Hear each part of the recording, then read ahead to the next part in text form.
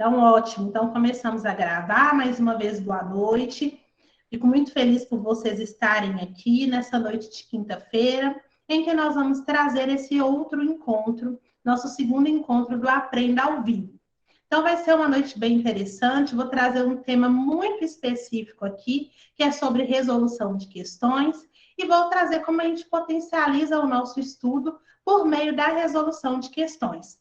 Então, quem ainda não conhece o Aprenda ao Vivo, qual que é o objetivo, isso ao longo do encontro eu vou trazendo para vocês. Vocês vão conhecendo um pouquinho como que é a minha rotina, a minha didática, como que é esse encontro e para que ele serve, tá?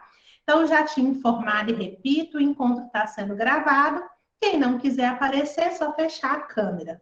Como uma medida de ordem, né, para evitar confusões, os microfones ficam sempre desligados. A qualquer momento, vocês podem abrir o microfone para perguntar, ou então só levantar a mãozinha para poder perguntar, e também podem mandar no chat, que eu estou sempre atenta, tá bom?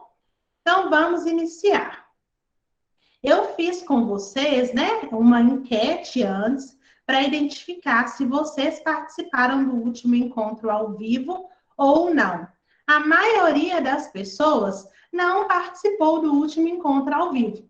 Algumas pessoas viram gravado depois, porque eu disponibilizei o primeiro encontro no YouTube, e outras pessoas não viram. Então, o que é que eu trouxe aqui para vocês? Eu vou recapitular brevemente, citando apenas os últimos pontos do último encontro.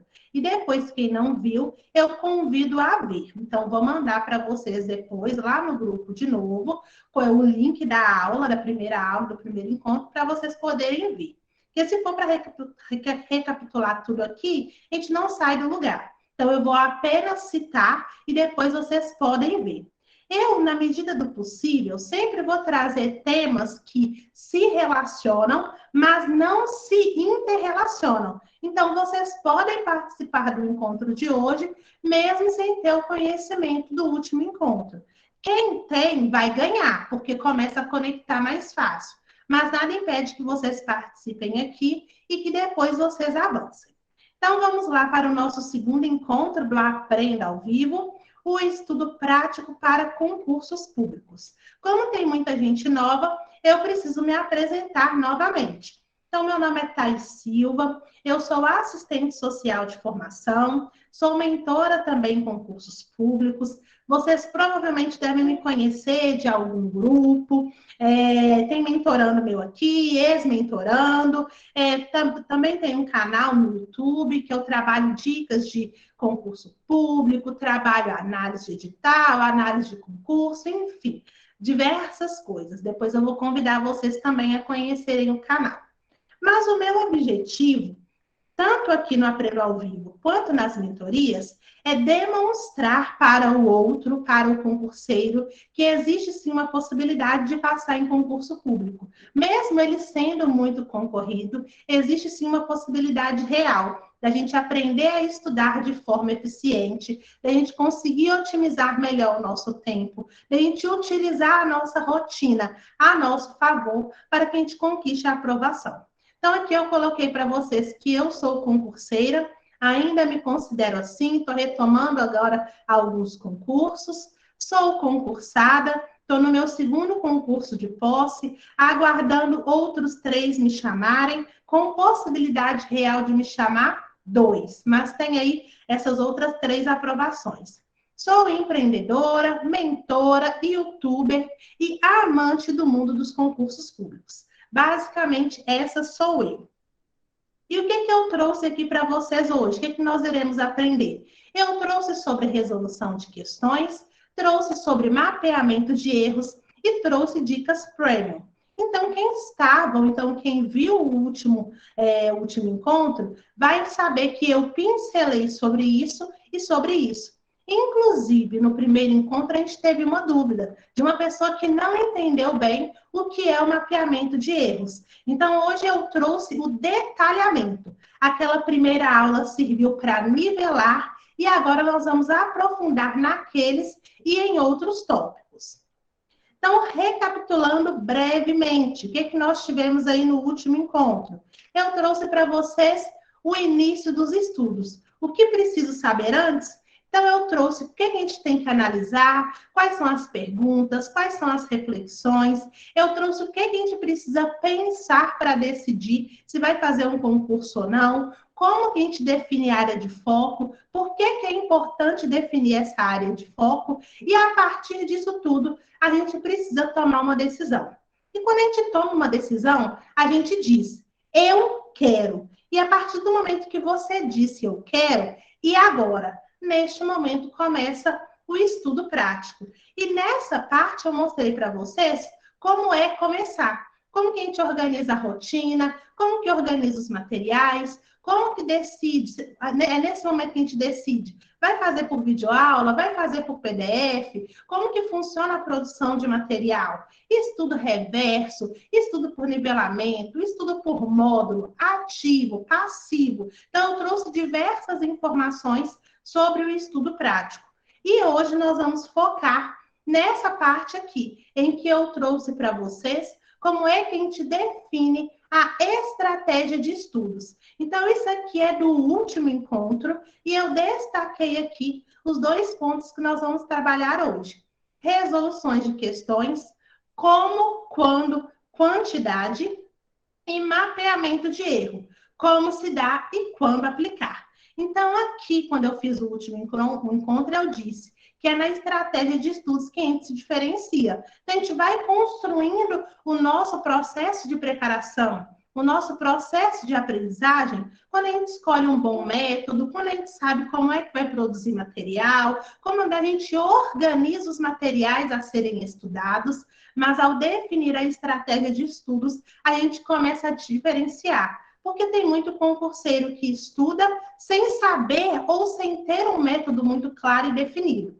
Então, hoje nós vamos trabalhar de forma específica com a resolução de questões e uma coisa que anda sempre casada com a resolução é o mapeamento de erros.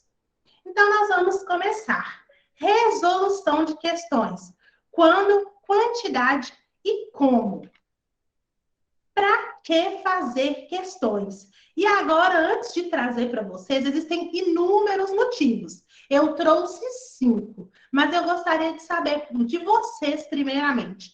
Por que a gente deve fazer questões? Qual que é a importância? Se alguém quiser dizer aí no chat de uma forma muito espontânea, muito aberta, se alguém quiser abrir o microfone também, dizer se faz questões e por que é que vocês entendem que é importante fazer questões.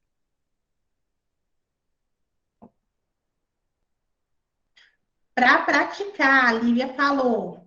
A Débora Lima, para revisar e tabular o conhecimento. Olha, legal. Alguém mais? Vocês concordam com as meninas? Não concordam? Acham que tem outro motivo? O que vocês me dizem? Eu concordo com isso que elas falaram, mas eu acho que fazendo questões, além de revisar, a gente aprende muita coisa que você não tinha entendido na leitura, você entende quando você resolve a questão. Maravilha. Quem falou? Vanessa. Ótimo, Vanessa, isso aí. Ó, pessoal, para nivelar o que foi estudado também. Boa noite, Cida, seja bem-vinda. Rafaela Martins, faço questões para fixar e revisar e observar onde está errando e o que precisa melhorar. Boa! Sérgio, eu faço 2 horas de resolução de questões por dia. Temos que fazer as questões para entender o perfil das bancas. Olha que legal, o Sérgio trouxe uma coisa diferente. Bacana, é bem isso mesmo, pessoal. Tudo que vocês trouxeram são os benefícios de fazer questões. E eu trouxe alguns para vocês. A gente faz questões para testar conhecimento.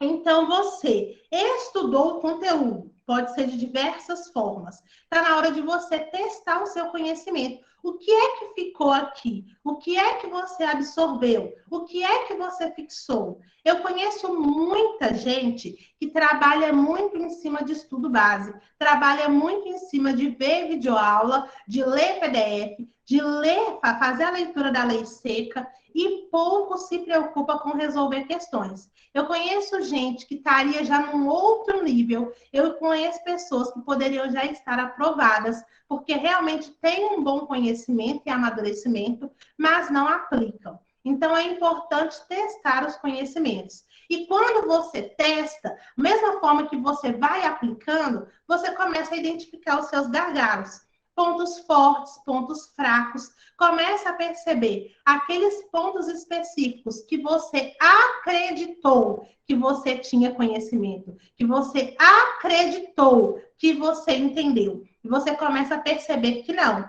Foi o que Vanessa falou. Às vezes a gente vai fazer as questões, a gente começa a aprender. E a gente começa a entender melhor realmente o que foi explicado ou o que foi lido. E aqui a gente identifica os gargalos. O ponto 2 está diretamente ligado com a parte do mapeamento de erros. Porque uma vez que eu identifico, eu tenho que fazer alguma coisa. Quem estava no último encontro ou quem viu, vai se lembrar de quando eu expliquei do estudo ativo. Então, quando eu vejo o erro, eu ainda preciso fazer algo em relação a ele. E é uma coisa que eu vejo que poucos concurseiros fazem. Até existem, sim, muitos concurseiros que fazem questões.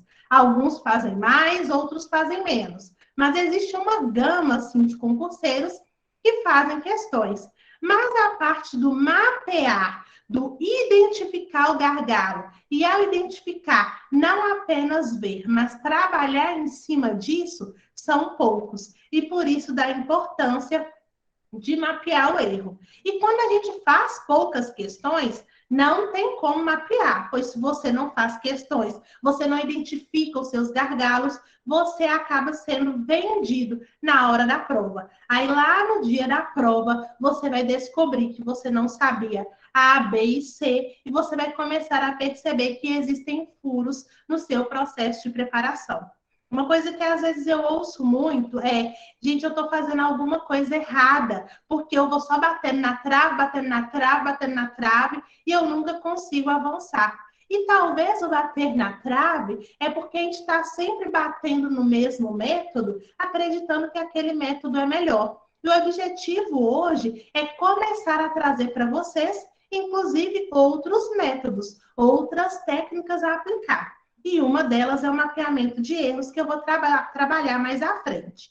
Então, você identificou os gargalos na aprendizagem, você tem a possibilidade de trabalhar com correções. Então, vejam que é uma possibilidade. Existem pessoas que não querem trabalhar com as correções, que vê ali o que errou e passa para a próxima questão. Mas aqui não. Aqui, ao identificar o gargalo, a falha, o erro, digamos assim, nós vamos corrigir. E é por isso que nós vamos trabalhar hoje com mapeamento de erros. Cida, sim, verdade, é necessário muitas questões. É a parte mais difícil, pois tem que identificar cada item e requer tempo para isso. Isso mesmo. Esse assunto de hoje, que é resolução de questões e mapeamento de erros, vai casar muito bem com outro assunto que eu vou trazer para vocês depois, que é o monitoramento do desempenho. Porque tem gente que mapeia erro e para aí. Agora, quando a gente faz o que Cida começou a trazer aqui no chat, a gente sai da lógica de apenas trabalhar a correção, mas monitorar se a gente realmente conseguiu corrigir aquela falha, aquela lacuna, aquela fragilidade no processo de preparação. Além disso, um outro benefício de resolver questões é identificar como os assuntos são cobrados. Então, de tanto eu responder questões de acentuação gráfica, eu consigo perceber como é que aquelas regrinhas, elas estão sendo utilizadas nas questões. Eu consigo perceber como é que a crase é utilizada nas questões. E aqui eu ainda não estou falando de banca, estou falando de uma forma geral. Como é que aquilo que eu estudei lá no raciocínio lógico, lá na matemática, lá na informática, se mostra para mim nas questões? Como é que eles tiram aquele conteúdo, organizam e transformam numa questão de prova? Quando você faz muitas questões, você tem esse amadurecimento. E por que esse ponto 4 aqui é tão importante? Porque, às vezes, quando você está estudando, principalmente legislação, isso é incrível. Quando você lê, você já começa a pensar.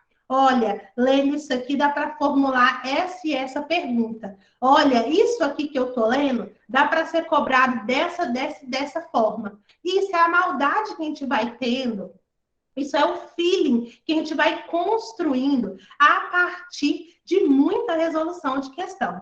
E além disso, Sérgio até colocou, conhecer o perfil da banca. Quando eu resolvo uma bateria de questões daquela banca, que eu sei que é a banca organizadora do meu concurso, eu consigo ver qual que é o perfil dessa banca. É uma banca letra da lei, pragmática? É uma banca que ama as pegadinhas, que troca uma palavrinha ou outra e me confunde? É aquela banca que só usa incorreto, incorreto, incorreto, incorreto? É a banca que ama associações, coloca os parênteses e ao lado pede para você associar? É uma banca que gosta de lacunas? É uma banca que começa a frase e quer que você termine? Então, quando você faz muitas questões, você consegue identificar o perfil da banca. E se a sua banca é pura, crua, letra da lei, você vai perceber que é um tiro do pé se você não estudar a lei seca. Se você quiser ver uma videoaula, se você quiser fazer uma outra forma de estudo que não se dedicar integralmente à letra da lei. Então, a resolução de questões, existem múltiplas possibilidades. E, às vezes, a gente não consegue perceber todas. Então, quando a gente resolve questões, não é só para treinar, é também. Quando a gente faz questões, não é só para identificar as falhas, é também. Quando a gente resolve questões, é para conhecer o perfil da banca, mas não apenas isso. Então, aqui a gente engloba um conjunto de itens que dizem do porquê, da importância de resolver questões. E é a partir desse momento que eu espero que vocês tenham realmente compreendido a diferença que faz resolver muitas questões. E é por isso que uma coisa é resolver 10, outra coisa é responder 100. Porque quando você responde 10, você não consegue conhecer o perfil da banca. Então, perpassa também pela quantidade de questões que você responde. Então, não é fazer 20 questões que você vai conseguir conhecer o perfil da banca. Se você fizer 20 por dia, talvez você vá conseguir daqui um tempo, mas não imediato. Se você faz 20 daquele assunto que você gosta, você não vai identificar os gargalos. Então, por isso que sempre a gente tem que linkar o quando, que é o que eu vou trazer aqui, com a quantidade e também com o como, para que, em conjunto, você consiga realmente crescer e evoluir. E eu vejo muita gente que diz que tem medo de fazer questões. E para isso, eu deixo aqui uma mensagem. Aplique sem medo de errar. Entretanto, com consciência. O que é o com consciência? Eu vou explicar para vocês agora. Mas até então, alguém tem alguma dúvida? Tá dando para entender? Tá rápido? Tá devagar? Como é que tá isso aí?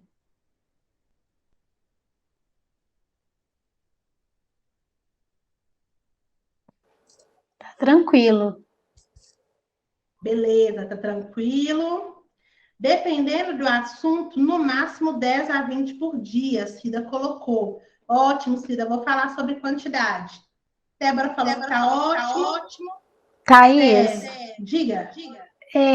eu já vi vários professores falando, né, que a gente estuda uma matéria naquele dia e não devemos fazer as questões daquela matéria naquele dia, devemos fazer em outro dia. Você acha que isso procede ou naquele dia você consegue gravar mais? Porque naquele dia é mais fácil acertar, né? É mais fácil acertar. Eu vou trazer sobre isso também, sobre quando fazer questões. Mas já trazendo um ponto aqui importante, a gente tem que identificar, eu vi que todo mundo falou que está ok, então vou continuar. Qual que é o objetivo de fazer questões? Eu quero fazer questões apenas para o meu desempenho ficar ótimo? Eu quero fazer questões para eu identificar as falhas? Eu quero fazer questões para que eu consiga entender o perfil da banca, e isso vai dizer quando seria o melhor momento. E aí eu trouxe aqui para vocês. Quando é que a gente resolve questões? Antes do estudo, pós-estudo, assim que a gente acabou, ou durante as revisões, que é o que alguns professores dizem. Ah, daqui 3 dias, daqui 5 dias, daqui 7 dias. Eu já vi várias coisas nesse sentido. Primeira coisa que vocês precisam entender. Quando que a gente resolve questões? Antes do estudo. Então, eu vou estudar crase, eu vou estudar regência. Antes de estudar regência, de estudar crase, eu vou lá e vou resolver questões. A gente só faz isso se a gente estiver fazendo um estudo reverso. Porque, como eu disse no último encontro, depois eu vou trazer melhor a metodologia para vocês. Você estuda com base nas questões, então você responde o número X de questões, e ao responder esse número X, você vai identificar aquilo que você já tem enquanto conhecimento, aquilo que você infelizmente ainda não tem, e a partir daí, e de visualizar o amplo, como é que aquilo realmente é cobrado, você se volta para o estudo base. Então, quando a gente resolve questões antes do estudo, é para identificar o que é que a gente tem enquanto conhecimento daquele assunto e também para perceber como é que aquele assunto é cobrado. Aí o seu estudo fica mais direcionado, porque você molda o olhar. E quando você for ler aquela apostila, ou então quando você for ver a videoaula, você vai dando mais foco, mais prioridade para aqueles determinados assuntos que você identificou quando você fez questões. Quando é que é bom fazer antes do estudo? Quando eu tenho uma base anterior. Eu, Thaís, tenho uma base em português. Eu, Thaís, já estudei em português da base uma vez. Então, quando eu vou estudar, eu faço as questões de português, e lógico que eu aplico uma metodologia específica para eu identificar quantas questões, quais os assuntos, qual o enfoque, porque senão não vale de nada, não é só falar que vai fazer 200 questões, não é assim. Existe uma lógica a ser pensada e construída de metodologia para você identificar quais seriam os tópicos, quais seriam os assuntos relevantes e a quantidade de cada um para você fazer. Depois que você faz, no meu caso, depois que eu faço, eu consigo perceber as minhas vulnerabilidades. E a partir daí, eu consigo entender o que é que eu preciso fazer a revisão do meu material, o que é que a revisão não vai ser suficiente. E eu vou ter que voltar lá no estudo base e o que é que eu já estou legal.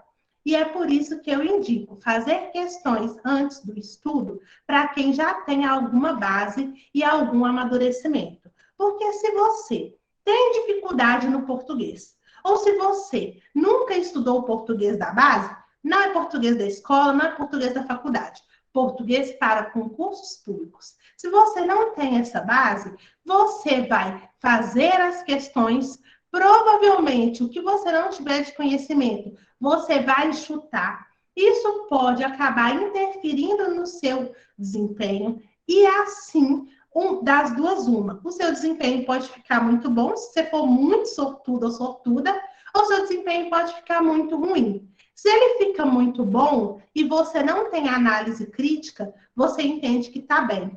Você passa e na hora da prova você vai cair. Ou então seu desempenho pode ser muito ruim, que é o que normalmente acontece. Eu não tenho base, eu vou responder questões de uma matéria que eu não tenho base, lógico que eu vou errar muito. E aí eu vou me desmotivar. Eu vou ficar frustrado, frustrada, eu não vou acreditar no meu potencial, porque das 100 questões que eu fiz, eu errei 80. Então, a gente só faz questões antes do estudo se a gente tiver uma boa base, uma base sólida. Não é base da escola ou da faculdade. É base que você tem a partir do seu processo de preparação para concursos públicos. Outra forma é fazer as questões quando? No pós-estudo. Então, eu acabei de estudar o assunto aqui, está bem fresquinho na minha mente. Deixa ele fazer questões. Por que o pós-estudo é interessante? porque aí você já vai identificar aqueles assuntos que você estudou e vai ganhando mais familiaridade, você vai conhecendo um pouco mais, vai vendo, nossa, isso aqui que eu estudei dessa forma, eu nunca imaginei que era assim que era cobrado em prova. Nossa, isso aqui que eu estudei assim, cai dessa forma. Legal. E neste momento do pós-estudo, mesmo que digam que está tudo muito fresco e você vai acertar mais, e a lógica é essa mesmo, pode ser que você erre muito. E ao errar muito, você já consegue identificar imediatamente que o seu estudo não foi bom. Você sai daquela lógica de achar. Nossa, eu acho que foi legal. Ah, eu acho que eu entendi. Nossa, que matéria fácil, que matéria tranquila. Vai lá na questão e vê que não é. E ao ver que não é, e fazer 20 questões e errar 15, você consegue perceber imediatamente. Não dá para continuar. Como é que eu vou passar para um próximo tópico se eu errei 15 em 20? Não, não pode. Então, eu tenho que entender melhor essa matéria. Eu vou buscar uma outra fonte de conhecimento. Um outro professor, um outro material, inclusive testar uma outra metodologia para me auxiliar.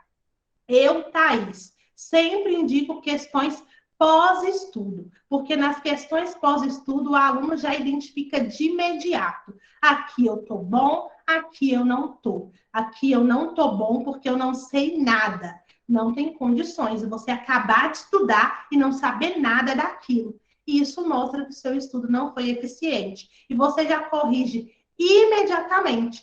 Porque, a depender do assunto que você estiver estudando, uma matéria vai precisando da outra. Por isso que eu sempre gosto de dar exemplo do português. O português é muito assim. Se você não entende pronome, você não vai conseguir pegar bem colocação pronominal. Se você não entende regência, você não vai conseguir pegar bem crase. Então, muitos assuntos dependem um do outro. Eles estão interrelacionados.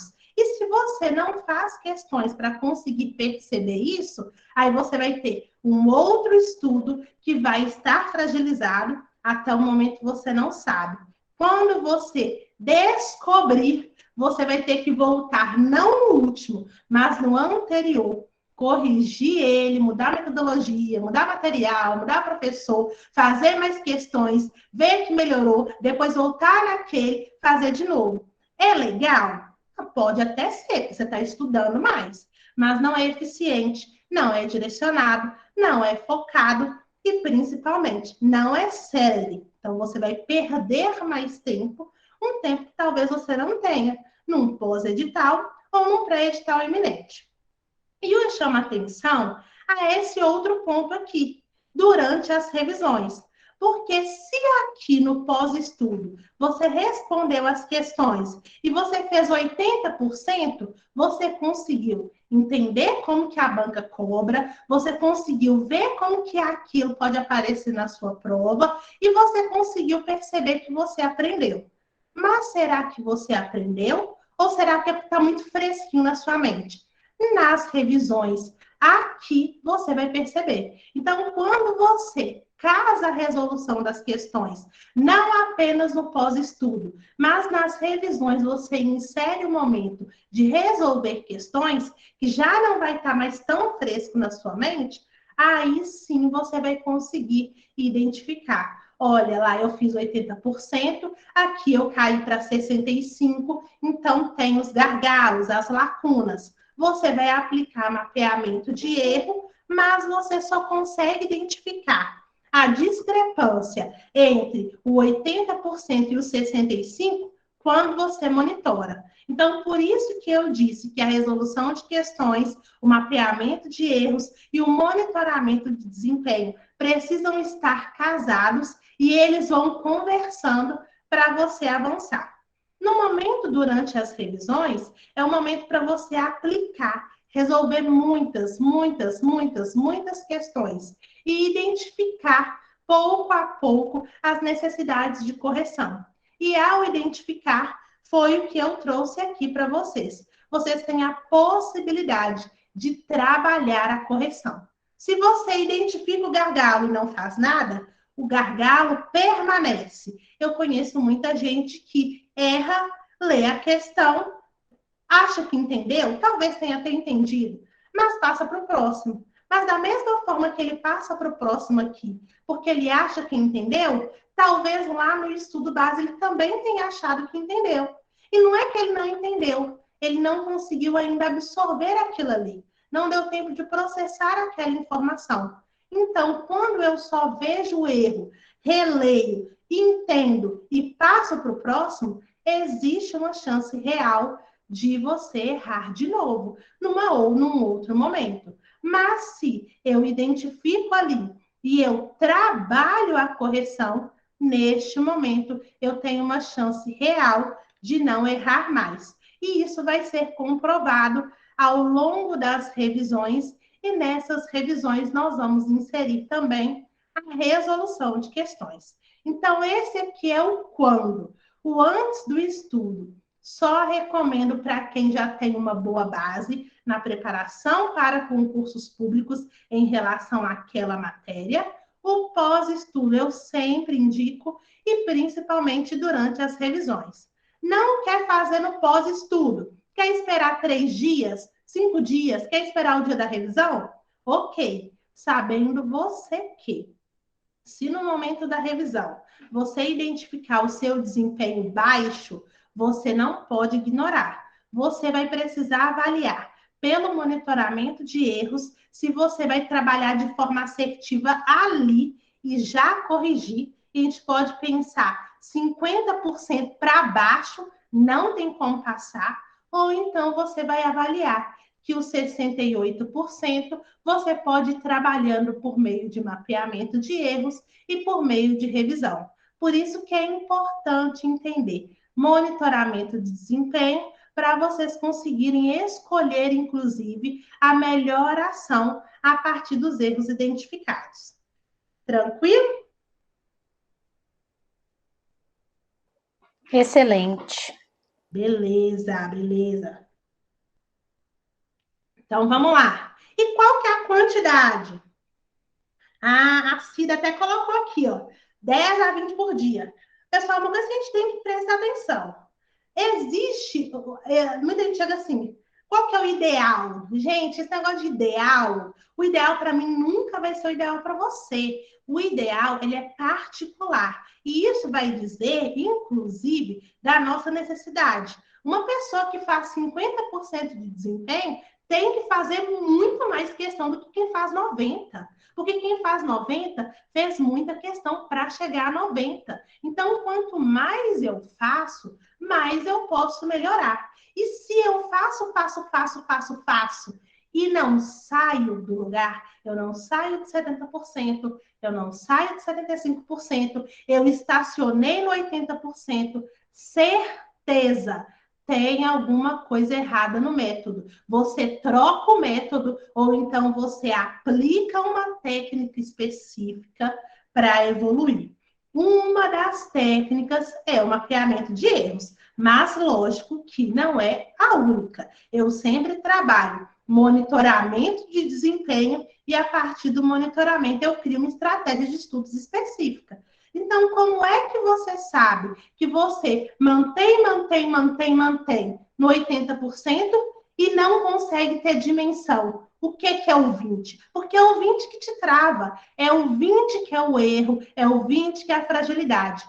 O 20% é o gargalo. E como é que você faz esse 20% diminuir? Você monitora, você identifica, você trata, você evolui, monitora e assim vai. Então, é como se fosse um ciclo. Depois eu vou trazer para vocês um monitoramento de erros de forma palpável.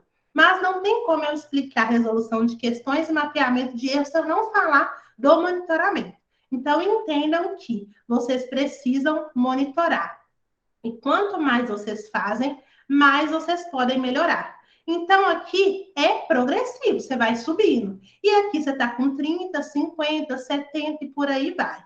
Para quem está começando agora, eu preciso que vocês entendam também que é muito importante avaliar tempo de resolução de questões. Então, se você demora 1 hora para fazer 10 questões, não adianta colocar a meta de resolver 100. porque você, infelizmente, vai atrasar o seu estudo base e você ainda vai demorar muito tempo para processar a informação, porque depois que você fizer as questões, ainda tem que mapear. Mas se em 1 hora você faz 30, você faz 40, já é um pouco mais confortável. É importante sempre ter uma meta, eu acho legal, porque a meta ela te motiva, ela faz com que você tente mais um pouco, com que você tente explorar e quebrar seus limites. Não é para te pressionar, não é isso. A meta é para te incentivar, para potencializar o seu estudo, para potencializar o seu momento de resolução de questões. Então, eu digo para vocês, dentro da revisão que você faz, que pode ser semanal, que pode ser a cada 3 dias, no dia que eu trouxer a revisão, eu vou explicar. Mas a gente tem que pensar aí no mínimo de 50 questões, que seria confortável. Dentro da mentoria, eu trabalho com os meninos na revisão semanal, 100 questões. Mas se você é iniciante, se ainda está querendo entender, trabalha com um número acima. Porque se eu trabalho com poucas questões, eu não consigo fazer o perfil da banca. Se eu trabalho com poucas questões, eu não consigo identificar bem meus erros. Se eu trabalho com poucas questões, eu não consigo ver aquele assunto gigante que eu estudei, como que é cobrado em prova. Eu vejo só uma parte daquele assunto. E se na minha prova cair a outra parte, como é que eu vou fazer? Por isso que é importante trabalhar em cima de quantidade.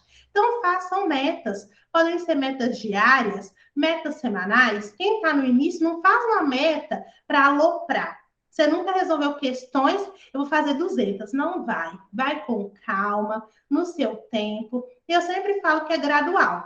Começa com 20. 20 deu? 30. 30 deu? 35. 35 deu? 40. E assim, pouco a pouco, você vai aumentando a quantidade de questões.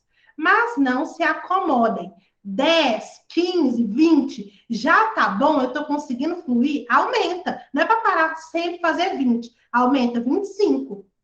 Não, tô conseguindo ainda, não tá legal. 30 e por aí vai.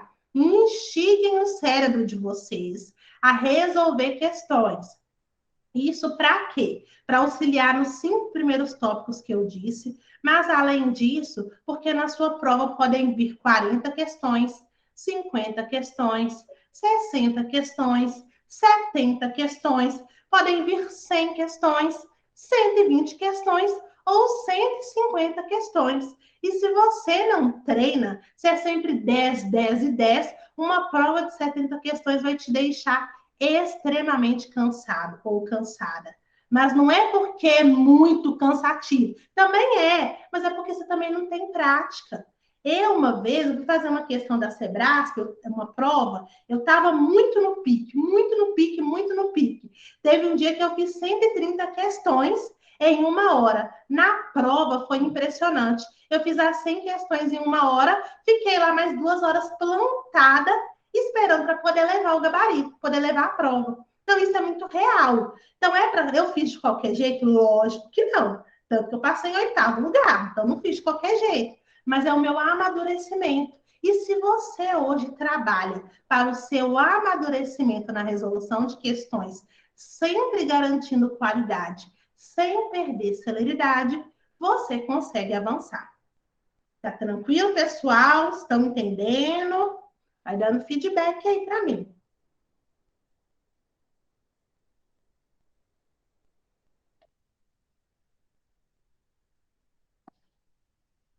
Beleza, tá tranquilo.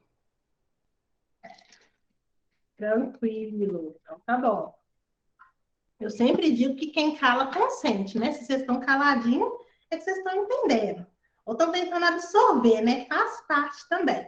Então, falamos aqui da quantidade. E agora, como? Como que a gente resolve questões? Eu trouxe aqui 3 formas de resolver. Primeira forma, apostila de questões. Aí eu sempre vou trazer os prós e os contras. Qual que é o pró? Apostila de questão. É em papel.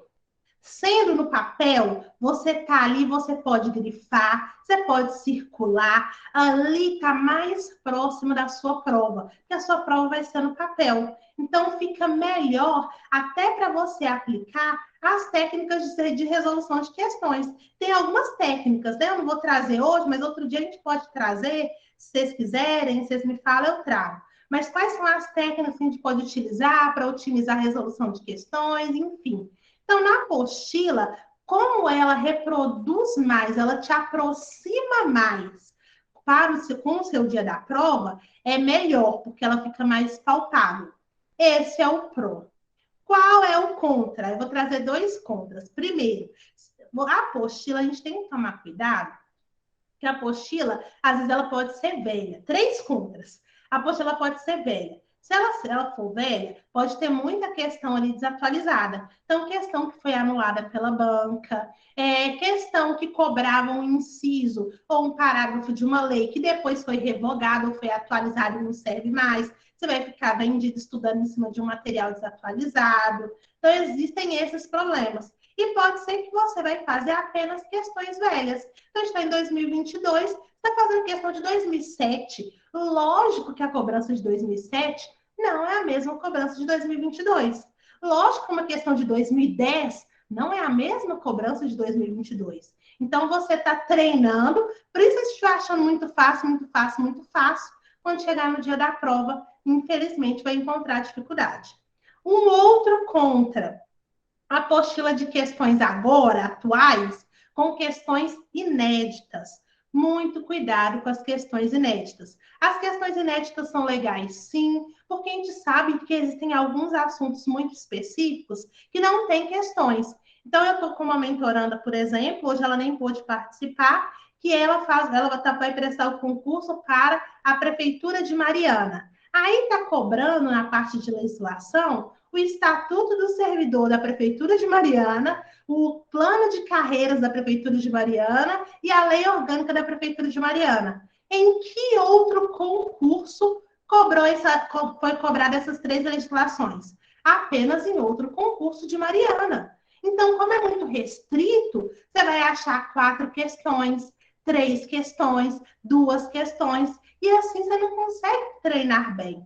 Neste caso, uma apostila de questões inéditas é muito válido, sim, desde que seja feita por um profissional que entenda de concurso. Então, quem fez a questão, quem pensou a questão, tem que entender de concurso, porque se não entender, não vai valer. E outra, a depender da banca, a questão precisa estar no formato que a banca gosta de cobrar. Então, a gente tem que ficar muito atento com isso. Se você tem uma banca que ama cobrar associações, não dá para a questão inédita ficar explorando de você compreensão. Se a banca cobra a letra da lei, não dá para a questão cobrar de você algo para além. Então, as questões inéditas, elas são importantes, mas existe esse contra. A chance de ter a questão ali, ter a pergunta, mas essa pergunta nunca se assemelhar a uma questão de prova. Aí, infelizmente, não vai servir tanto para você treinar o que é que pode cair na prova. O máximo que vai acontecer é você ir tentando puxar o conteúdo na sua mente. Apenas isso. Então, esse é um outro contra. E o terceiro contra, na apostila é super difícil monitorar. Muito difícil monitorar desempenho. Eu tenho até alunos que têm apostila de questões e a pessoa tem uma apostila com 200 questões, com 500 questões. Aí, se um dia você faz 20, no outro dia você faz 30, no outro dia você faz 60, você fica com aquele tanto de questão para ter que ir monitorando. Aí você tem que contar, anotar, e mais que isso, aquela questão falava do quê? De qual assunto? Como é que você vai conseguir monitorar isso? Vou monitorar só o português. Aí você vai parar no 80% e não vai conseguir evoluir, porque você não vai saber com facilidade o 20%. Então, por isso que é um contra. Mas existem sim os prós, que foi o que eu comentei com vocês. Uma outra forma de você resolver questões, provas antigas. Tem até uma pessoa no YouTube que me perguntou isso, acho que foi no YouTube mesmo. ou foi em algum grupo, quando é que eu devo resolver as provas antigas? Então, qual que é o pró? Quando você resolve uma prova antiga, então, se você está fazendo uma preparação para a Prefeitura de Belo Horizonte, não é para responder uma prova antiga de um tribunal. Lógico que não. Então, se é de uma prefeitura, vou responder ou de outras prefeituras para me ajudar. Ou então você vai escolher a banca para traçar o perfil dela e depois que traçar o perfil dela, você vai tentar trazer aí elementos do mesmo órgão, da mesma função, para te ajudar a ir assimilando melhor. As provas antigas, eu acho que é bom, né? Eu considero um pró. Você consegue ir percebendo mais ou menos como é que estão organizadas as questões. Então, quantas questões tem de cada tópico, você vai conseguindo identificar ali melhor como está sendo a disposição, você se familiariza melhor, né? Que a sua prova pode vir naquele padrão ou de forma muito semelhante. E, além disso, você consegue reproduzir o dia da prova, que isso é maravilhoso, maravilhoso. Dentro dessa lógica de provas antigas, eu sempre oriento. Tira aí uma semana antes, depois que você já viu todo o conteúdo, e faça a prova antiga. Para quê? Porque assim você vai conseguir identificar ali como é que você está, mas para além disso, começa a adaptar. Você vai treinar tempo de prova. Então, se tem 40 questões, está gastando 3 horas, está gastando muito. Então, você começa a identificar tempo de prova. E se você simular bem o seu ambiente de prova, você consegue até perceber o nervosismo, a ansiedade, o que foi que sentiu, sentiu fome, sentiu sede. E assim, quando você for para o dia da prova, aquilo já não é tão novo, você já teve uma experiência antes. Principal pró, você simular o momento da prova, com a prova antiga, com o nome de banca, tudo direitinho. Aí é para fazer de qualquer jeito? Lógico que não. Imprime o gabarito, porque depois que você fizer a prova, tem que passar para o gabarito. É assim que é simulação. E aí você já vai vendo o tempo de prova e vai aperfeiçoando e melhorando. Então, se precisar, pode fazer 2, pode fazer 3 e por aí vai. Qual é o contra da prova antiga? Tem gente que está estudando hoje e quer fazer uma prova antiga amanhã. Não dá para estudar para prova antiga assim, gente, porque numa prova que tem 15 questões de português, vai ter questões de interpretação de texto, vamos pensar 4 de interpretação de texto, uma de crase, uma de acentuação, uma de figura de linguagem, 2 de sintaxe. Está misturado, engloba todo o português. Se você está estudando português ainda, como você vai fazer questões de uma prova que contém o português como um todo? Sempre vai faltar um pedaço. Então, se você pensar, você só pode resolver aquela prova de português depois que você já estudou todo o português. Só pode resolver aquela prova de informática depois que você estudou toda a informática. Porque como você vai ficar pensando, esse assunto eu já vi, esse aqui eu já vi, esse eu não vi, esse eu não vou responder. Então, vai demorar mais tempo, tem chance de você tabular errado e vai ficar extremamente fragmentado. Porque depois você vai ter que voltar de novo e ver, esse aqui eu não respondi, não. Aí vai responder uma aqui, uma ali, uma colar. Não é interessante. Então, a prova antiga ela é interessante quando você pega ela mais para o final. Quando você está trabalhando muito em cima de revisão, questão, melhoria de desempenho, você aplica a prova antiga, testa tempo de prova, principalmente se você tiver redação, você testa também a redação, fazendo no rascunho, passando no gabarito, para ficar melhor no dia da prova. Até para você se sentir menos cansado e cansada, porque você já treinou, certo? E a última parte aqui, da o outro como que eu trouxe, é o aplicativo de questões. E quem me conhece sabe que eu sou super adepta a aplicativos de questões. E existem vários no mercado.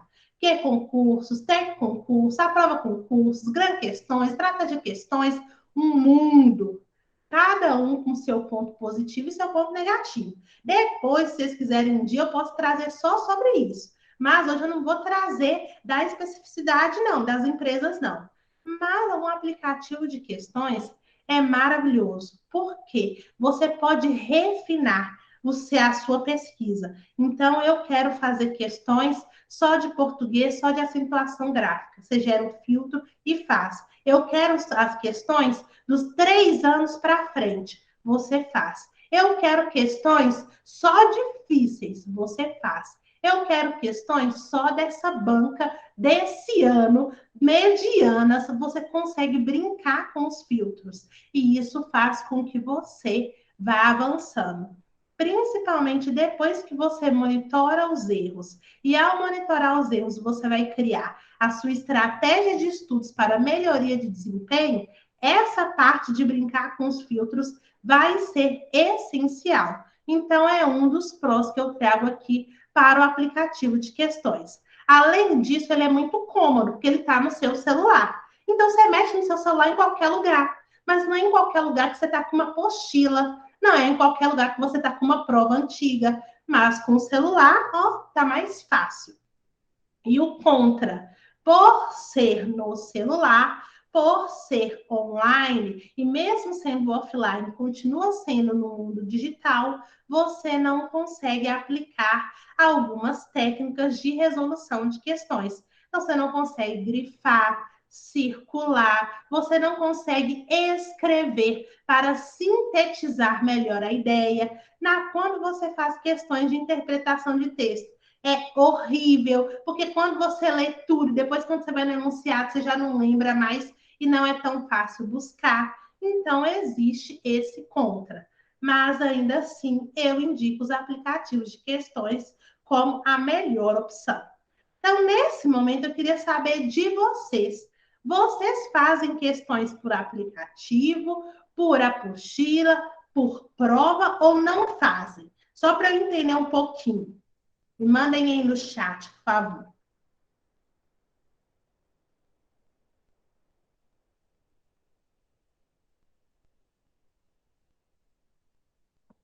Ou pode abrir o microfone também. Débora faz por app, apostila, app e provas. Isso, pode trabalhar junto, né? Não precisa trabalhar só com um, não. Pode trabalhar junto. Existe um contra nisso. Eu vou trazer para vocês agora.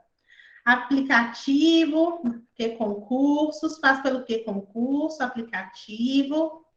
Beleza. Que concursos e simulados impressos, beleza. Ótimo.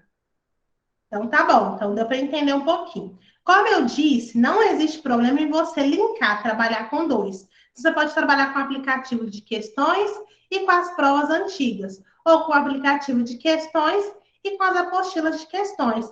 Mas a gente tem que tomar cuidado de quando é que isso vai ser usado a nosso favor e quando vai ser usado contra. Primeiro, se eu não tenho parâmetro, hoje eu quero isso, amanhã eu quero aquilo. Ah, hoje eu acho que eu vou fazer aqui, acho que eu vou fazer ali. Isso é péssimo. Por quê? Na hora de monitorar erro, você vai encontrar fragilidade. A dificuldade vai cair da mesma forma. Mas se você pega a apostila de questões para aquelas questões inéditas que não tem no aplicativo, você vai monitorar só aqui uma parte, só esse tema, e no aplicativo você vai monitorar outro tema. O que não dá, eu tenho 10 questões aqui de um tema, aqui eu tenho 20. Para monitorar vai ficar mais difícil. Então, o ideal é você trabalhar com um tipo só. A questão das provas antigas, você pode trabalhar com qualquer um dos dois, porque, como eu disse, eu oriento que você faça mais para o final, para testar tempo de prova e para poder fazer de uma forma mais geral uma prova como um todo. Então, é interessante sempre mesclar. E sobre o aplicativo, cuidado para quem usa mais de um. Eu conheço gente que usa o GRAM, o Estratégia, o que concursos, o A Prova, vai só usando um tanto de aplicativo. Gente, você não vai conseguir monitorar desempenho, vai ficar extremamente difícil. E a chance de você responder a mesma questão em todos os aplicativos ou em mais de um é muito grande, se você for respondendo sempre os mesmos assuntos. E você perde a continuidade. Você não vai conseguir saber bem seu desempenho, vai ficar bem confuso. eu fico doida. Agora estou parando com isso. E isso, faz mais não, Débora. Faz não. Faz não, que isso dificulta demais, dificulta demais. E aí acaba gerando ansiedade também, né? Cada aplicativo é de um jeito, os filtros são de um jeito. Então, acostuma com um, fica bom em um e vai avançando naquele ali. E uma coisa que eu preciso dizer ainda sobre resolução de questões é que a gente não pode ter medo de errar. Então, tem gente que fala assim, ai, eu não sei essa questão aqui não, vou pular. Ah, isso aqui eu também não sei não, vou pular. Ah, isso eu fiquei na dúvida, vou pular. Aí eu vou só respondendo as questões que eu tenho certeza. Aí vai ficar lindo demais, não vai? Porque eu vou responder só as que eu tenho certeza, vou acertar, meu desempenho vai subir, eu não vou ter gargalo para identificar, muito menos para corrigir. Eu sou excelente. Por quê? Eu evitei o difícil, eu evitei o problema, eu evitei o erro. E nesse momento da preparação, a gente não evita o erro, a gente fica de cara com ele para dar tempo de corrigir. Então, se eu vejo lá que eu não sei aquele assunto, mas eu estudei e teoricamente eu tenho que saber, eu indico que você faça a questão. Porque assim você vê como é que a questão foi pensada e estruturada, você se permite, inclusive, errar, mas mais que isso, ao identificar o seu gargalo, você trabalha com a correção. Então, você mapeia esse erro. Então, eu sempre digo que errar é bom, porque quando a gente erra agora, a tendência é não errar na hora da prova. Isso se você mapear o erro e trabalhar a metodologia de revisão com monitoramento de desempenho. Se você erra agora, você consegue perceber as suas fragilidades, os seus gargalos e consegue atuar. Então, aquela matéria que você achou que era ótima, você percebe que não é, e ainda durante a preparação você consegue corrigir, melhorar, aprender, absorver, fixar. E assim você vai lembrar no dia da prova. Então, não tenham medo de errar, usem e abusem das questões, porque elas estão aí para praticar mesmo. E por que que eu disse? Aplique sem medo de errar. Entretanto, com consciência, porque você não pode ter medo de errar. Agora, se você nunca estudou química, não é para aloprar e fazer questão de química se você nunca estudou. Nesse caso, vai para o estudo básico. Eu estou estudando português, eu estou na parte de classe de palavras, mas eu quero responder questões lá do final, da parte de pontuação, que eu nunca estudei. Aí não, a gente tem que fazer com consciência. Então, se você não chegou àquela parte, se você não estudou o X, por que que você vai responder a questão de X? Responde de Y, que foi o Y que você estudou. Quando você estudar o X, você vai e responde de X. Se dentro do X tiver uma questão que você não sabe, não tenha medo de errar. Responda de X, mesmo se você errar, mapeia erro e trabalha com a metodologia de revisão e de monitoramento para não errar mais. Verdade, beleza, ótimo. Então, essa parte aqui está fechadinha da resolução de questões. E agora a gente vai passar para o mapeamento de erros. Antes disso, alguém ficou com alguma dúvida em relação à resolução de questões sobre quando, quantidade e como? Thaís, eu queria te perguntar, é o seguinte, você falou do app no celular. Você acha válido, assim, a qualquer tempinho que tiver vago, mesmo fora do seu horário de estudo, você está ali respondendo questão, mesmo sem todo essa preparação para poder anotar e monitorar o que errou, o que não errou, só por responder para ir, sei lá, treinando? Ou você acha que isso é perda de tempo? Quem está falando? Vanessa. Vanessa, deixa eu falar uma coisa. Quando eu produzir esse material, você estava do meu lado. Porque tudo que eu vou falar, você já sabe. Então, segura a onda. Eu vou chegar lá. Tá Vou bom, chegar lá. desculpa. Isso é dica premium. Vou chegar lá. Vou chegar lá. Eu nunca penso que é à toa. Nunca Tá, será. joia. Em breve eu te conto. Então, bora lá, pessoal. Mapeamento de erros.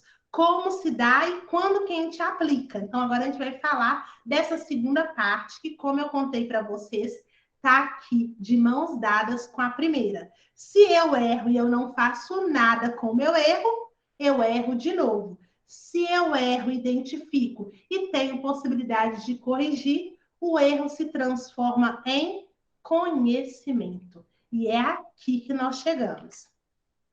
O que é o mapeamento de erros? Coloquei aqui.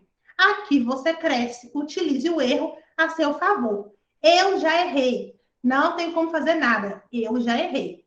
A partir desse erro, o que é que eu vou fazer? Eu vou entender o que aconteceu.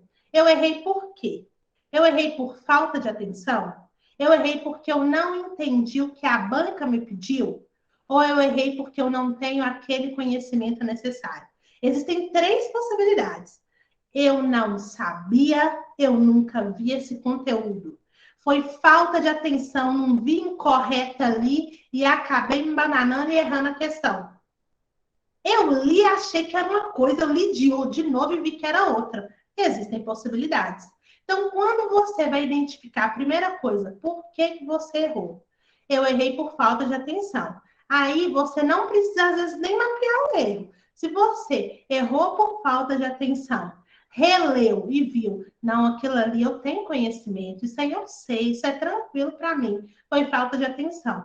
Isso aí você vai colocar no radar. Se você perceber que está errando muito por falta de atenção, aí tem que fazer alguma coisa. Ou você vai ter que procurar um médico por falta de concentração. Aí vai ter que ver como é que está a sua rotina. Será que você está fazendo questões sempre cansado? Sempre cansado? Sempre no final da noite, quando você não está valendo nada? Quando você lê e você não entende, acha que entende, e depois que você erra, você lê de novo e percebe que a banca estava te cobrando outra coisa, foi porque você leu rápido? Porque eu gosto é de ler rápido, eu não gosto de perder tempo. Tem gente que fala assim, gente, eu não posso perder tempo com questão. Gente, fazer questão não é perder tempo. Fazer questões é construir conhecimento de uma forma diferente, mas é construir conhecimento. Então, não é para ler rápido. Tem gente que faz leitura dinâmica, nunca vi isso, fazer leitura dinâmica na prova, leitura dinâmica na questão, não. Leia com calma, leia entendendo o que você está lendo. Por isso que é bom aplicar a técnica de resolução de questões, para evitar esse tipo de erro. Então, se você errou por falta de atenção, ou se você errou porque você leu muito rápido e não conseguiu entender o que a banca está te cobrando, você não vai precisar fazer esse mapeamento de erro aqui. Você vai começar a tabular. Quantas vezes eu erro por falta de atenção? Quantas vezes eu erro porque eu li rápido? Aí você tem que fazer outras estratégias para melhorar. Mas se eu errei porque eu não tinha conhecimento, não é aquela questão de química que eu nunca estudei e tô querendo arriscar, não. Isso aí está fazendo questões sem consciência. Mas se é um conteúdo, eu estudei informática, eu estudei sistema operacional, eu estudei o Windows 7, eu estudei o Windows 10 e eu não sei o que é Cortana, opa, dentro de Windows 10 tem lá o que é Cortana. Então, é uma fragilidade minha dentro da informática. O que é que eu preciso fazer? Eu preciso mapear esse erro. Eu preciso identificar e manter aquilo ali próximo a mim para que eu não erre mais. Então, eu preciso me mostrar. A primeira coisa, eu preciso mostrar para mim o que foi que eu errei para que eu não erre mais. E como é que a gente mostra para a gente que a gente errou? Quando a gente anota no material. E ao anotar, eu estou mostrando para mim, toda vez que eu revisar, que aquilo ali é uma fragilidade minha, que aquilo ali é algo que eu não tenho conhecimento, não tenho domínio, ou mesmo que eu tenha, eu ainda não fixei. Porque não é tudo que a gente erra que a gente nunca ouviu falar. Não é tudo que a gente erra que a gente não tem conhecimento.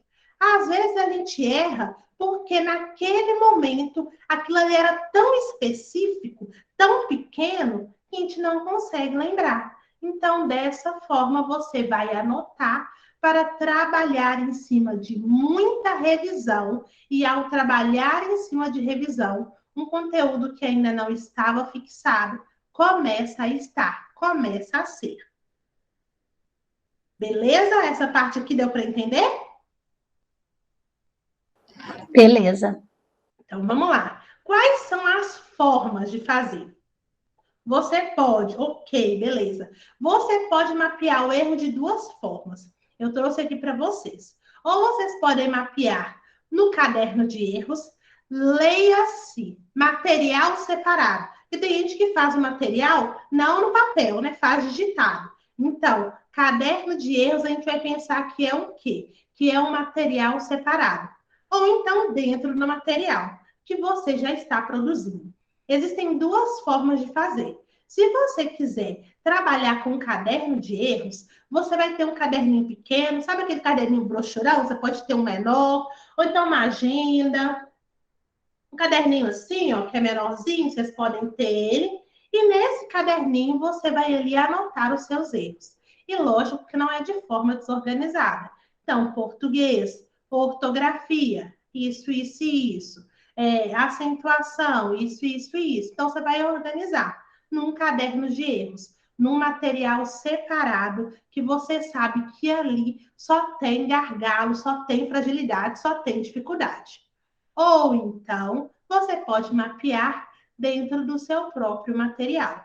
Então, se você faz um mapeamento dentro do seu próprio material, quando você fez o estudo base na primeira vez, você já colocou o que é a ortografia, você já colocou os erros mais comuns. Dentro de acentuação gráfica, você já anotou ali quais são as regras, você já anotou quando usa hífen e quando não usa, já está ali numa sequência que foi a sequência do seu estudo.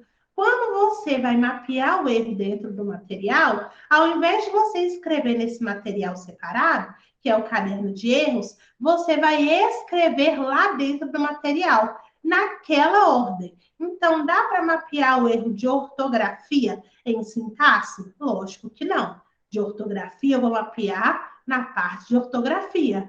A parte da sintaxe eu vou colocar na parte da sintaxe, não é na parte de interpretação de texto. Então, requer organização. Porque quando você for revisar, você vai perceber que existe uma sequência lógica. Então, ali você passa por todo aquele conteúdo. O que você estudou lá no início do estudo base, mas também o que você estudou depois, por meio das questões em que você identificou sua falha, viu qual era o seu erro e anotou ali. E dentro disso, eu digo que o erro tem cor. Se você vai mapear dentro do seu material, eu sempre sugiro que coloque outra cor de caneta. Se você sempre escreve com o azul, sempre escreve com o preto, o erro você vai colocar de vermelho, de rosa, de verde, da cor que você quiser. Porque como o seu material é todo estudo base, você precisa se mostrar que aquilo ali é uma fragilidade sua. Ao colocar com outra cor, isso desperta o olhar. Você está relendo, gente, eu errei isso aqui. Então, isso é isso, isso e isso. Então, você tem uma atenção a mais, um plus na sua atenção, para que você consiga ali focar naquele erro. Algumas pessoas falam assim, Thaís, eu posso fazer com marca-texto? Eu não acho tão legal, porque o marca-texto ele pode manchar, às vezes o marca-texto ele vai ficar ali, aquela cor apagada, principalmente o amarelo, a depender do tempo, fica um negócio estranho, não vai ficar legal para você identificar. E pensa se é muito erro, vai ficar pesado até para a sua visão. Então, só mapeia de outra cor. Mas existe também aqui um outro problema, quando a gente mapeia dentro do material. Eu coloquei a ortografia, depois eu já passei imediatamente para a classe de palavras e não tem espaço no meu material. Onde é que eu vou mapear esse erro? Se eu mapear dentro de classe de palavras, vai ficar desorganizado. Mas aqui não cabe. E às vezes até cabe, mas vai ficar espremidinho, vai ficar confuso, vai ficar difícil. Então, eu sempre indico, ou você deixa um material com espaços, né? Dá ali solta umas linhas, ou escreve de uma forma mais tranquila, de modo que consiga encaixar informações. Outra opção é utilizar fichários, ou então folhas em branco, que aí você só inclui ali a folha do mapeamento de erro. Inclui a folha. Mas também existe o lado negativo do fichário da folha em branco. É você se permitir escrever muito. Você tem ali a folha toda em branco. E você vai escrevendo, escrevendo, escrevendo, escrevendo, escrevendo, e o seu material vai ficar maior. Então, é nenhum nem outro, nem 8 nem 80. Então, tem que deixar os espaços sim. Se não tiver deixado espaço e for possível, pode acrescentar uma folha em branco sim, mas que isso não seja sempre regra para o seu material não duplicar no mapeamento de erros. Essa parte ficou tranquila?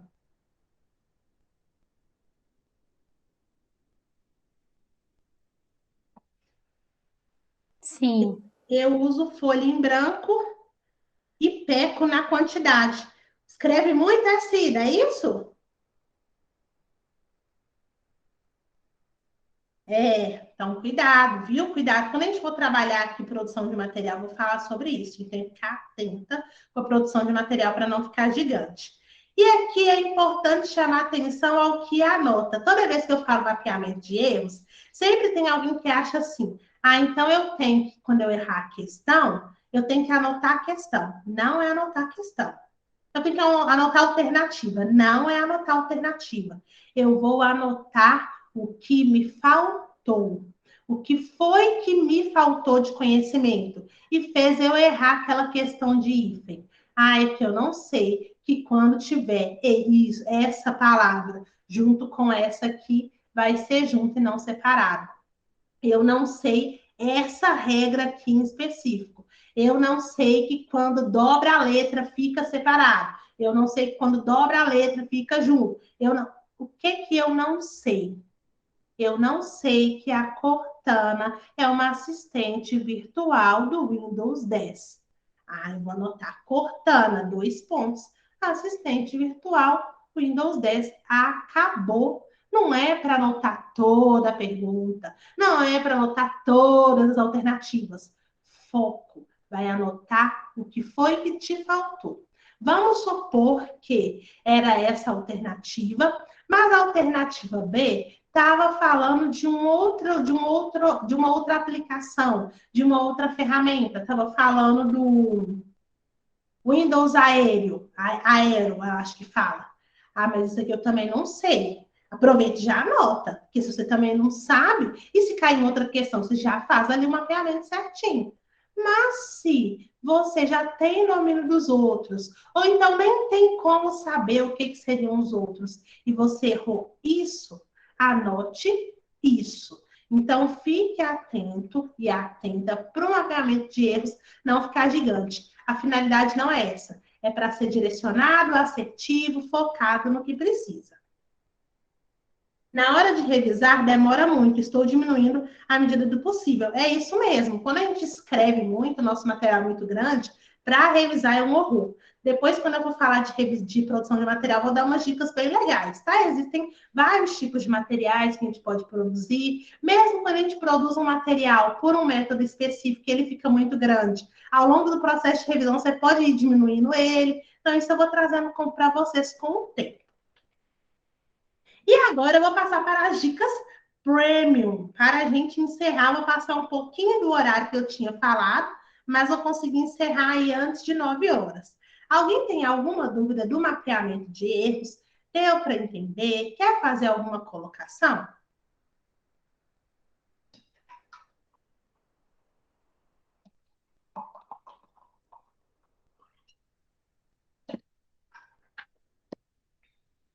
Não, né? Então, beleza. Então, vamos seguir. Nossas dicas. Aplicativo no celular versus ociosidade. Foi exatamente o que Vanessa perguntou. Então, vamos lá. Eu tô aqui.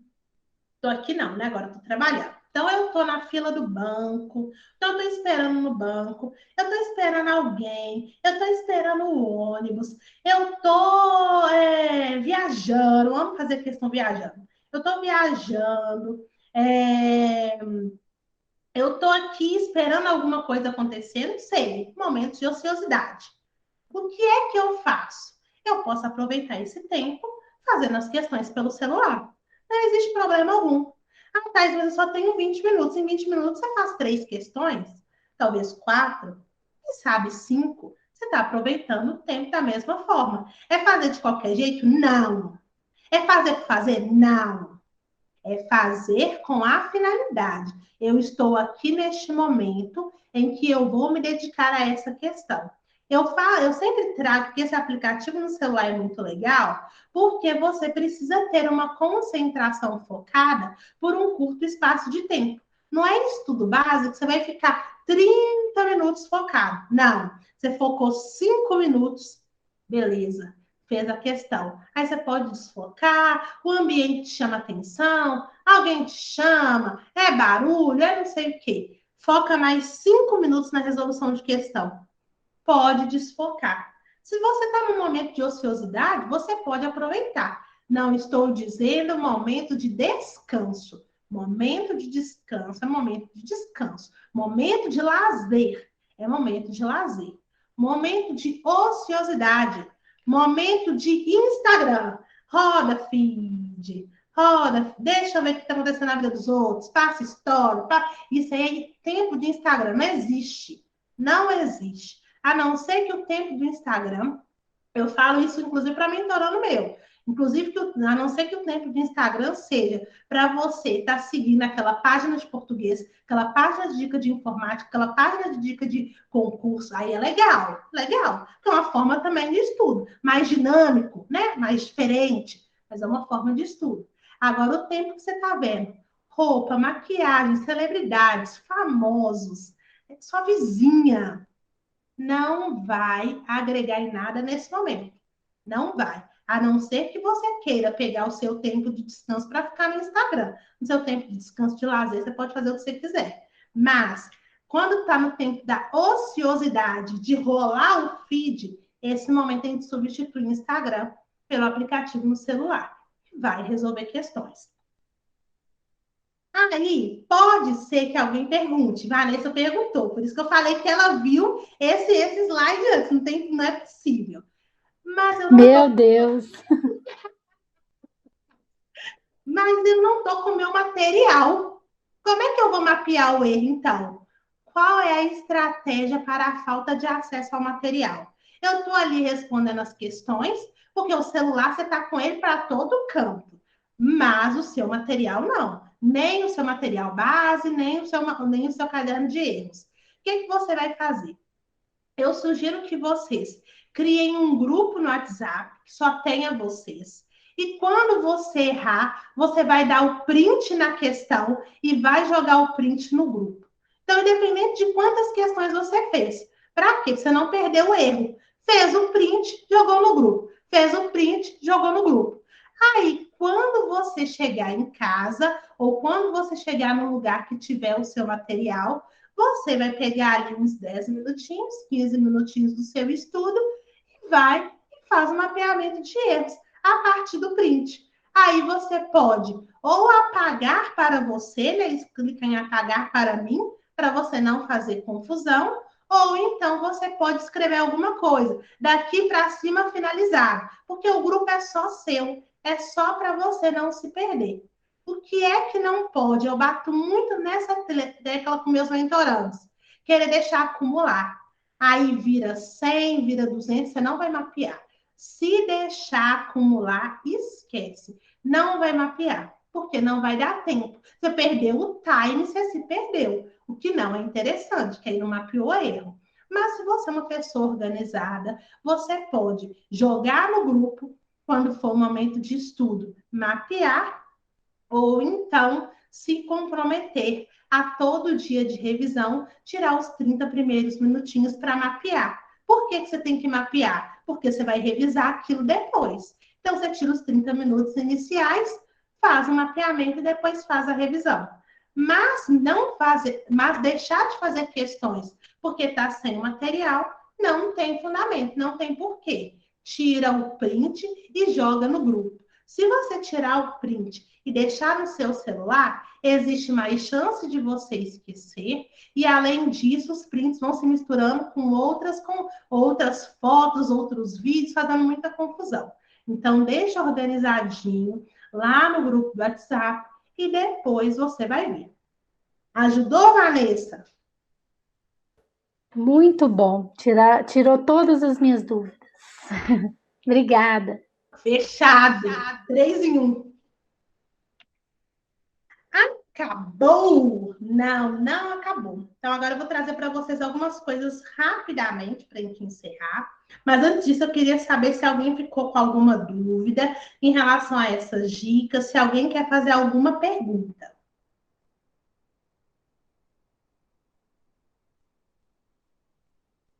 Thaís, eu de novo. Manda abraço. Quando você fala em fazer questões, logicamente a gente vai fazendo pela matéria que a gente está estudando. Mas quando eu vou fazer a revisão, eu posso fazer as questões de todas as matérias que eu estudei junto? Pode. E quanto mais matérias você incluir, mais sensação de prova você vai ter. Porque na prova você não vai fazer 50 questões de acentuação gráfica. Fazer uma ou zero.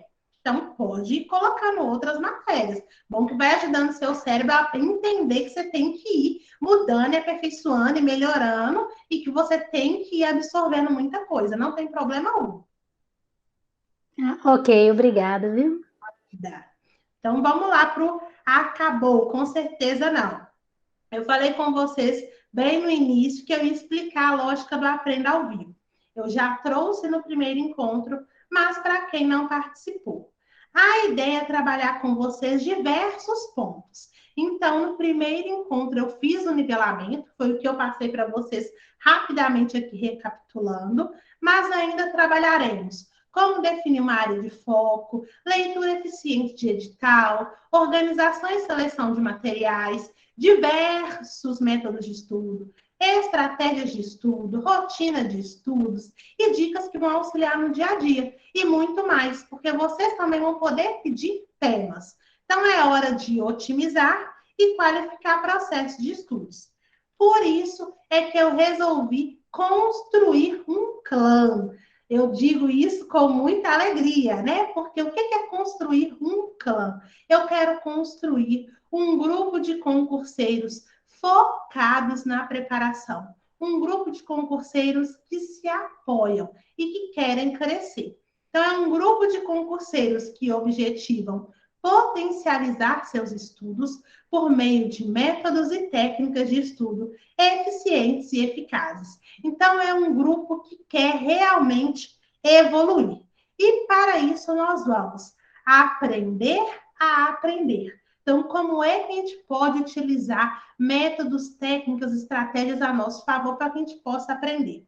Aqui é um grupo de apoio e ajuda mútua para otimizar e qualificar o estudo. Aqui a gente ainda fortalece ideias e sonhos dos pares. Então, nada é de qualquer jeito. O sonho de vocês passa a ser um sonho meu, que eu vou auxiliar vocês a construírem. Mas o sonho do colega do lado também passa a ser um sonho seu. Então, nós trabalhamos realmente para fortalecer esses laços, esses vínculos. Esse é um projeto piloto. Eu confesso que eu não sei se vai dar certo. Eu ainda estou estruturando e buscando organizar para trazer isso para vocês.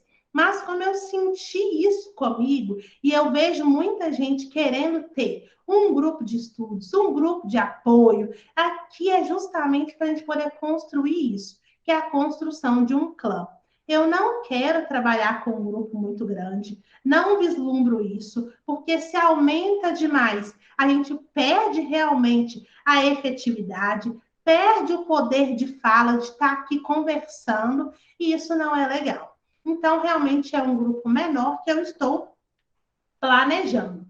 Qual que é a ideia? Trazer para vocês 2 encontros com temas previamente definidos. O primeiro encontro foi no sábado. No sábado eu trouxe para vocês o estudo para concursos públicos, o início, estudo prático e erros cometidos.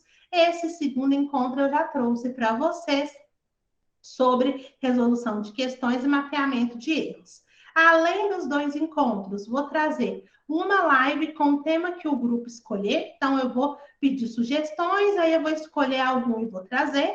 E vou trazer também convidados especiais. Então, às vezes professores, às vezes concurseiros, vou trazer gente diferente que agrega a processo de preparação para concurso público. Todos os encontros vão ficar gravados, esses encontros vão ficar disponíveis para o grupo. Então, como eu ainda estou lançando, o primeiro encontro foi para o YouTube, esse encontro de hoje vai para o YouTube. Os próximos não vão. Os próximos são apenas desse grupo que vai participar. E esse grupo vai ter um grupo do WhatsApp exclusivo para tirar dúvidas, para discussão, para se apoiar. E é um grupo que vai ser aberto, ele não vai ficar fechado por tempo determinado. Ele ficou aberto para que nós possamos construir o conhecimento. Nesse grupo, nós vamos trabalhar alguns temas, dicas e vamos construir e fortalecer os nossos laços. Então, quem quiser fazer parte desse clã, desse projeto piloto, tem até o dia 5 de abril para decidir. A partir de hoje, como é que tem que fazer? Vai me mandar mensagem no privado falando, Thaís, eu quero participar do Aprenda ao Vivo. Se quiser, aí nós vamos criar o grupo. Então, primeiro eu preciso entender quantas pessoas querem, né? Eu não sei. Às vezes podem ser 5, às vezes 8, às vezes 80, não sei. Então, eu preciso ter dimensão de quantas pessoas querem participar. Tem até o dia 5/4, terça-feira, para decidir. Depois, os encontros são apenas desse grupo, que eu vou fazer os combinados e nós vamos trabalhar com esse grupo restrito e fechado. Então, quem quiser fazer parte tem que me mandar mensagem no WhatsApp, tá? O próximo encontro eu vou definir apenas com o grupo oficial. Tem algum valor? Por enquanto, Cida, não vou cobrar. Por enquanto é um projeto piloto.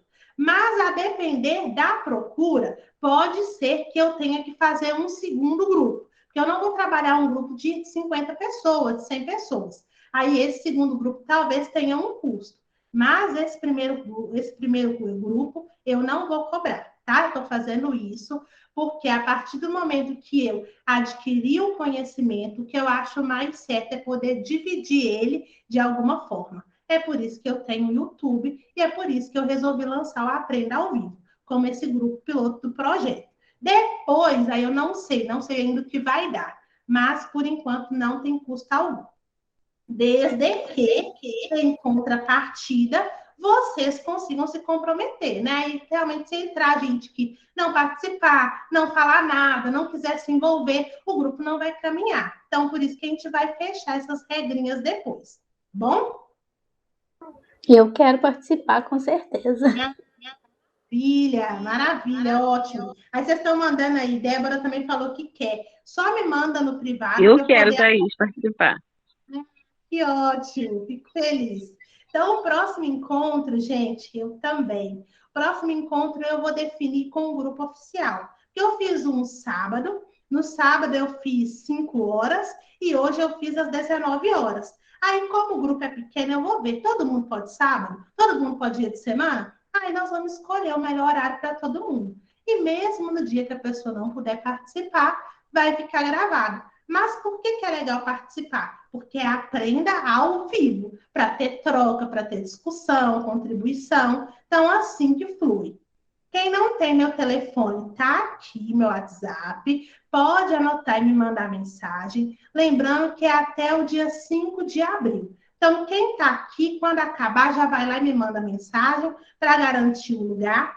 Infelizmente ou felizmente, não sei, vai ser por quem me procurar primeiro, né? Porque o primeiro encontro eu já lancei. Então, no YouTube, em grupo, todo mundo pode ver. E eu também pedi vocês para convidarem outras pessoas. Então, quem realmente for ficar, vai me falando, que aí eu vou conseguindo tabular, identificar e contabilizar quantas pessoas são.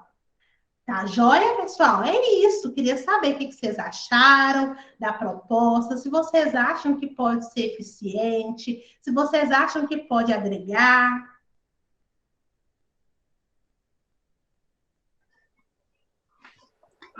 Eu achei excelente, Thaís. Eu achei que, porque eu estou estudando já tem quase um ano que eu comecei a estudar.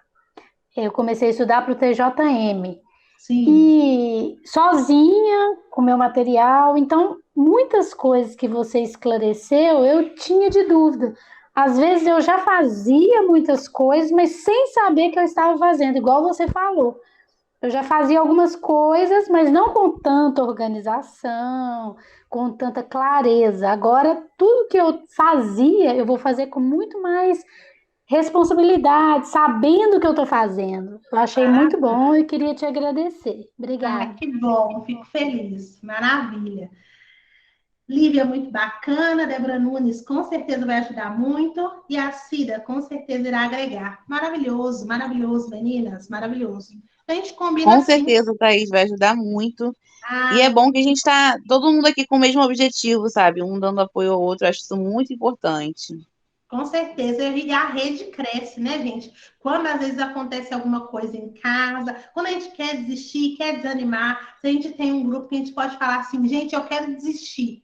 E ninguém deixa, isso te dá uma força, uma motivação para Com continuar, que é certeza. impressionante. E é justamente isso que eu quero construir com vocês. Nada do dia para a noite. Naturalmente, nós vamos construir esse clã. Então, queria agradecer vocês pela presença, quem participou os 2 dias, quem participou só hoje, mas viu o outro gravado, quem participou no primeiro e não pôde participar hoje, vai ver gravado. Agradecer a vocês pela oportunidade, por acreditarem em mim. Eu sei que é de uma responsabilidade estar aqui, e essa responsabilidade é gigantesca. Então, tudo que eu fizer é para honrar essa confiança que vocês estão tendo em mim, e eu espero que a gente possa avançar muito, muito, muito, muito. E aí eu vou conversando com vocês no privado, fazendo os fechamentos, para que a gente possa começar. Até dia 5/4, vocês podem dar resposta, tá bom? Deixa eu ver aqui quem mandou. Vamos sim, obrigada, Thaís, por tudo. E pelos colegas de estudo. É isso aí. Então, pessoal, um beijo. Boa noite para vocês. Às 20h43, quase que eu encerrei no prazo. Então, um beijo para vocês. Boa noite. Quem for estudar ainda, bons estudos. Quem for descansar, bom descanso. Beijo, beijo, beijo. Boa noite, gente. Boa noite. Obrigada. Beijo, boa noite. Boa noite.